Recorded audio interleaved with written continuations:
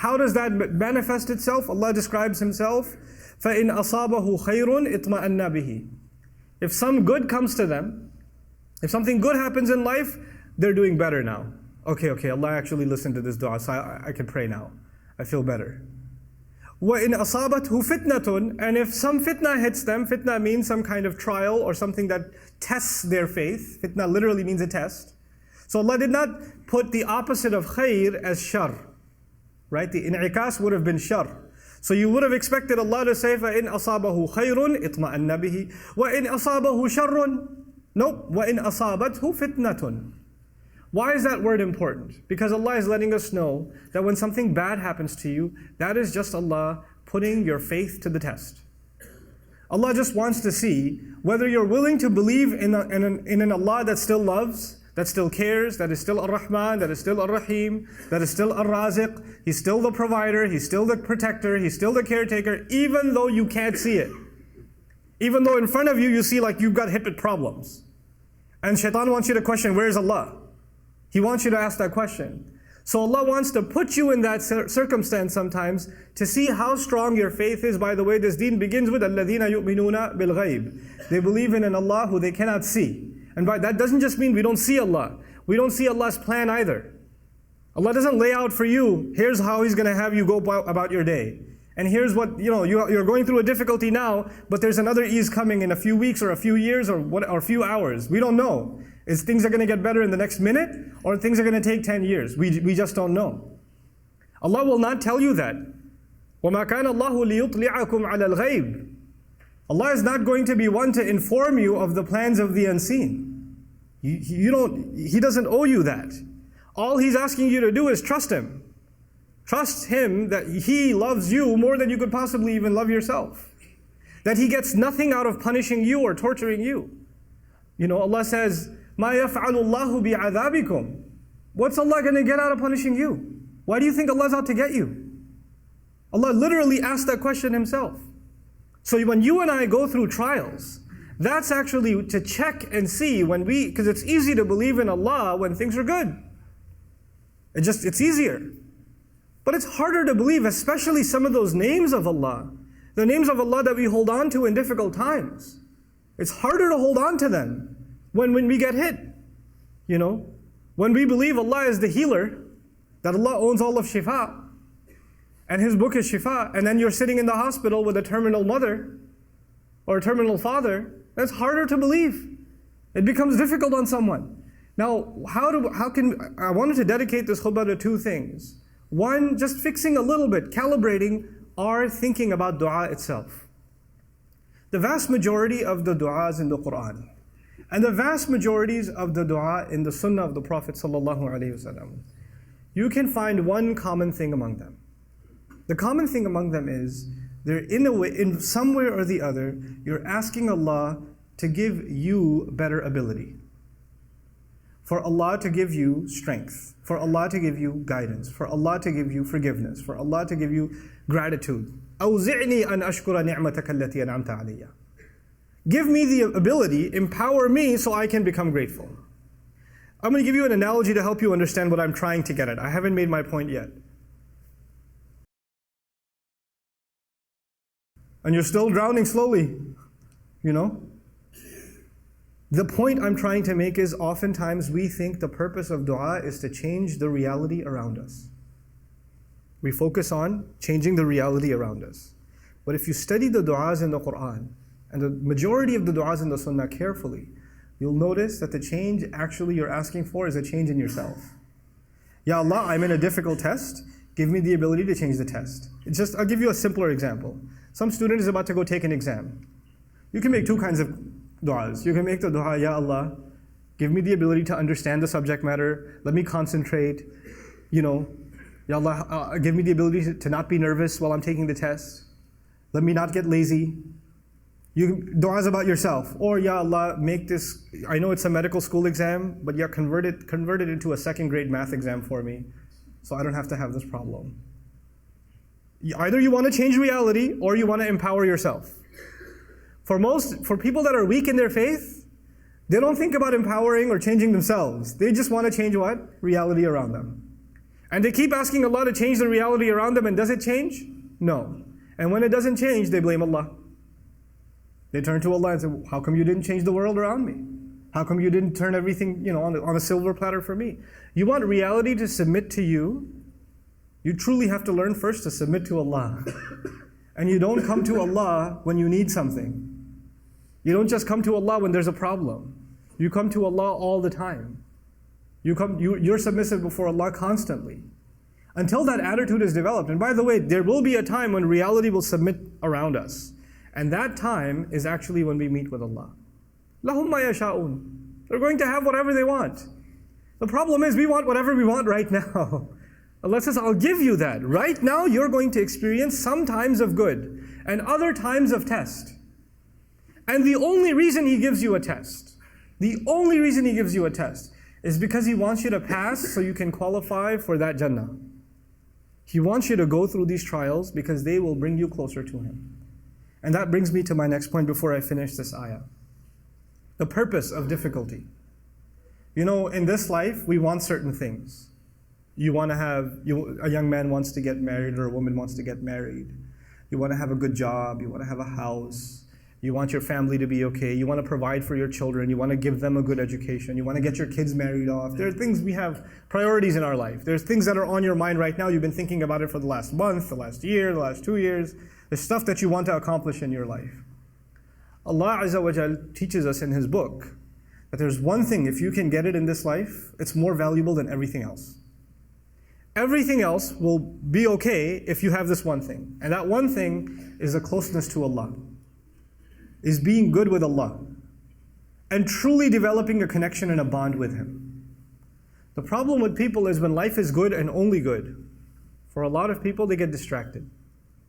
You go from a video game, to a movie, to checking social media status, to hanging out with friends, to a restaurant, to sleep. Allah is out of the picture. There's no Allah left. It's just you chilling. That's all there is. And then times get tough. And the friends aren't there. And the game doesn't feel good anymore. And the car doesn't look good anymore because the health is gone. When the health is gone, none of those things mean anything anymore. All you care about is, I just want to be out of this hospital bed. If I could just walk again, that'd be fine. People are bringing you your favorite food, you don't want to eat it. People want to show you a movie, you don't want to watch it. All these things that you lived for, everything that you went from A to B to C to D, all these things are gone. You don't care about none of them. Because there's one blessing Allah Azza wa Jal diminished for you a little bit. And then at that point, you have two options. If you are of these people that are on the cliff, on the edge, you can start complaining to Allah, why did He do this to me? He just didn't like that I was so happy? Or you could earn the greatest treasure you and I can ever earn. And that is a humility and a closeness to Allah. To actually realize, even when I was healthy, even when I was wealthy, even when I was doing well, everything was fine, I didn't realize even then that I was on life support. Allah was actually providing for me every moment. I didn't earn anything on my own. None of it was something that I deserved. This is why Allah Azza wa Jal will say, أُولَٰئِكَ لَهُمْ نَصِيبٌ مِمَّا كَسَبُوا. أُولَٰئِكَ لَهُمْ نَصِيبٌ مِمَّا كَسَبُوا. Allah Azza wa Jal will describe even fadl. وَابْتَغُوا فَضْلًا مِنَ اللَّهِ. Not kasaba min Allah. You can't earn something. It's a favor from Allah, whatever He's given you. But you don't realize it at the time because it just comes easy. But then you start begging Allah and asking Allah and crying to Allah and praying to Allah like you've never prayed before, feeling closer to Him like you've never felt before. And then Allah heals you. And you realize those moments you had when nobody was in the hospital room, you were just by yourself, crying to Allah, were the sweetest moments of your entire life. Those were the few moments of your life that you actually had nothing between you and Allah. And those might be the moments that save you in the akhirah. That might have been the biggest gift Allah ever gave you, is those moments.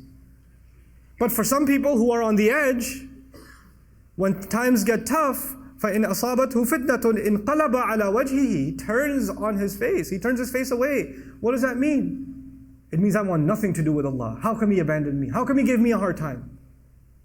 Why would He do that to me? You see, what happens to, and this is actually, Allah has a plan for everybody. And just to give you a comparison, in the case of Yaqub alayhi salam, who lost his child, Allah returned his child to him after years. Many, many years.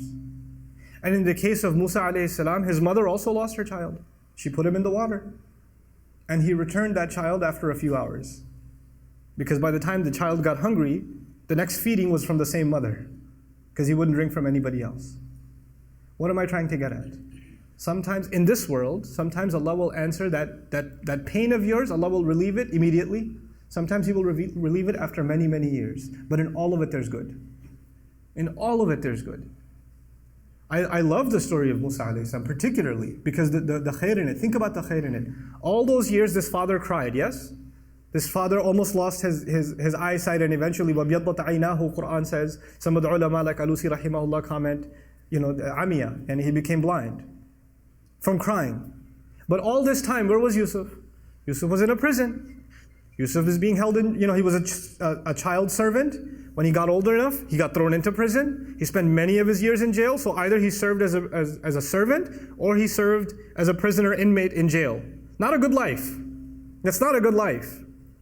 But at the end of it all, when he interprets a dream of the king, and that dream means that entire economy is going to collapse in 7 years, and people are going to die of starvation, the only one who knows how to handle that crisis was Yusuf.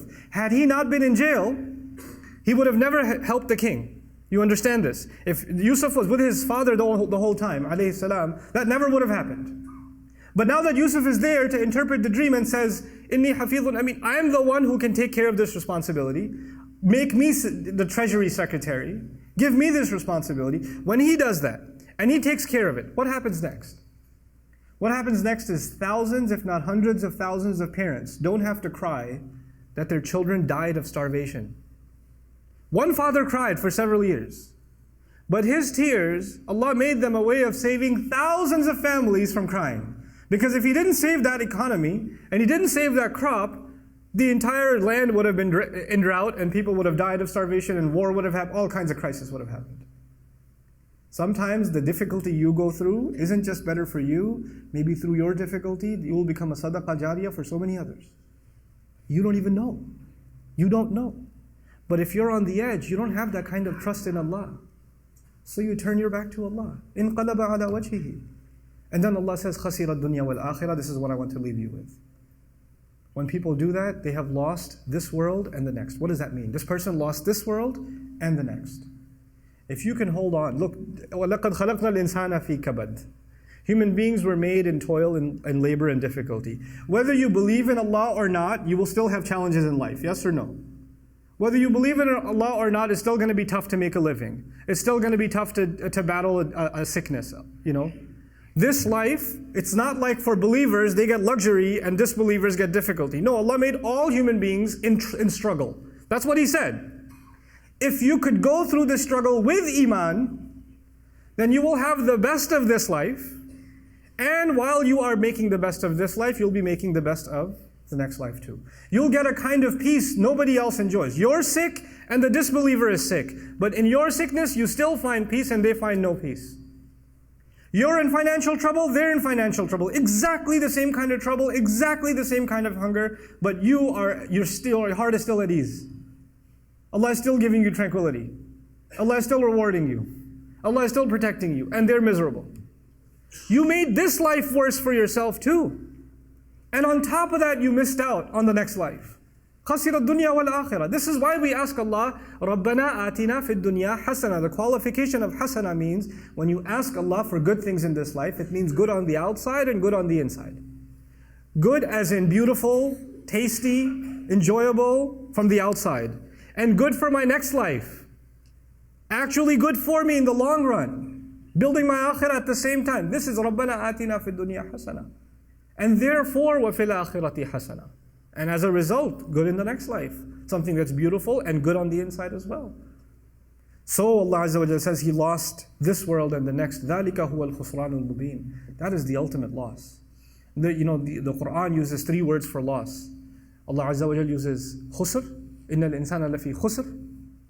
He uses khasaran and He uses khusran. And khusran is a masdar, sighatul mubalagha, the worst kind of loss. The worst imaginable loss.